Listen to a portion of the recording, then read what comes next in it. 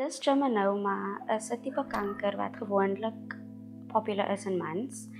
En dit is 'n kanker wat in jou maag vorm, 'n tumor wat in jou maag vorm. En in my geval het die tumor het my een eierstok aangetast. So ek het net een eierstok, my linker eierstok is verwyder. En dit was wat ek kan onthou. Dit was nie lekker nie, want ek onthou ons het vroeg opgestaan vir chemoterapie en ons het al die pad Rooikruis toe gereis. So dis regtig vroeg opstaan om die traffic te vermy en jy is daar heel dag. Jy doen toetse, jy doen x-rays, jy doen die chemo self, bloedtoetse en net 'n general check-up. So my hele laerskoolloopbaan het bestaan uit check-ups. Die eerste keer dat hulle nog ons gesê was toe die spesialis vir ons. Dis ons met die hospitaal, dit was nog by die kliniek. En toe ons uitstap, maar ons wil nog nie geweet wat dit reg is nie. Toe ons nog uitdoor, maar ons sê nog hoe groot die tumors en al die kant. Toe ons nog uitstap, toe het sy 'n bietjie gekrak. Maar ek was nogal heeltyd meeste van die tyd positief gewees. Maar waar my ene 'n bietjie gedink is, toe sy mos nog hare verloor. Toe sink dit nou 'n bietjie in by my. Ja. Dit is nou die eerste keer dat ek emosioneel raak. Ek sal nie sê dit het my enigstens anders laat groot word of ek het nie enigstens anders gevoel nie.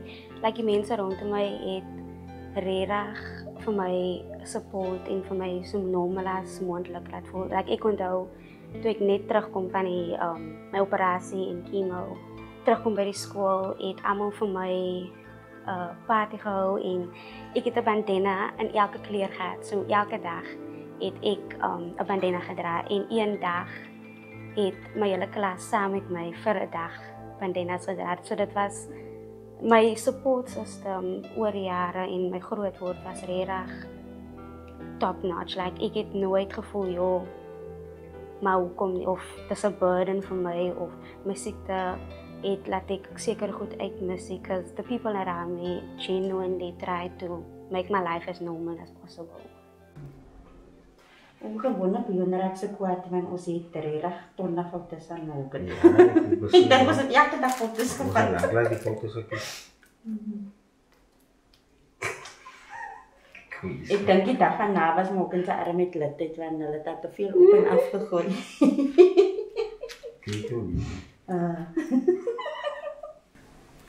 Morgan het op haar eerste verjaarsdag het sy nooit kop gekam en jy kan sien nou.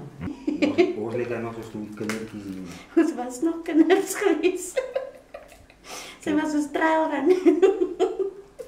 Kijk, wat nou neerkom is dat jy nie jou kind bejammer nie, man. Staan en almal jou kind net bejammer. So, wat maak dit vir die toekoms mos nou vir dat almal kyk nou vir aan. Nou verstaan, dit is dit 'n bietjie grof gelyk of grof klink. Maar as jy mens nou terugkyk en jy kyk waar sy vandag is, dan dink ek ja, mense spyt oor die manier hoe ons dinge gedoen het dit nie. Ek mens dink altyd daar is of dit wat jy doen vir die kind, jy voel dat jy as jy jou kind groot maak, dat dit die beste is wat jy kan doen, met die hoop dat die kind dit ook so sal sien. En ja, ons is ouers en ons weet nie altyd die beste of die regte manier nie.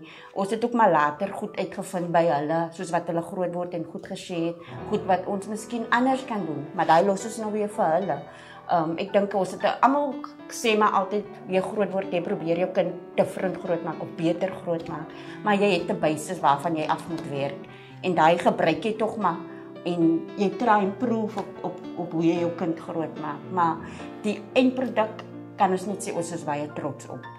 Ek sal vir my jonger self sê that she's gonna make it, like her future is very, very bright en that's baie wat sy gaan bereik, baie ups and downs, but that's life.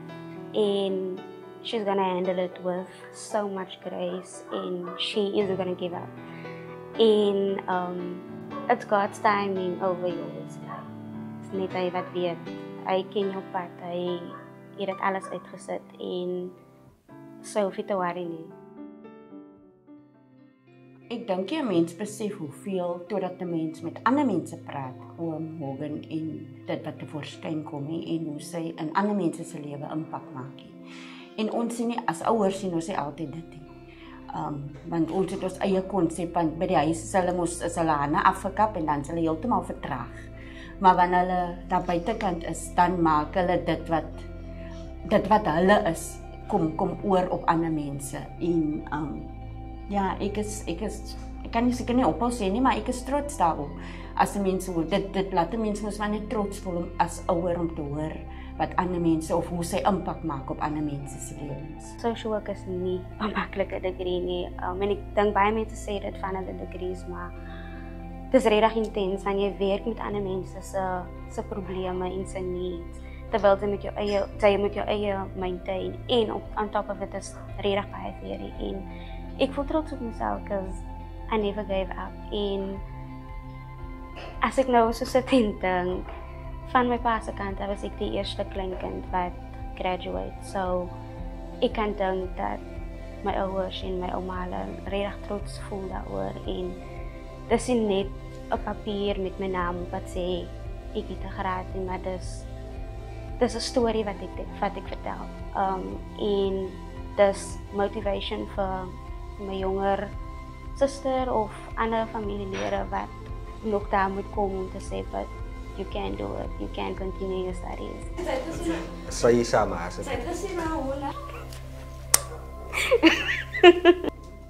En sien.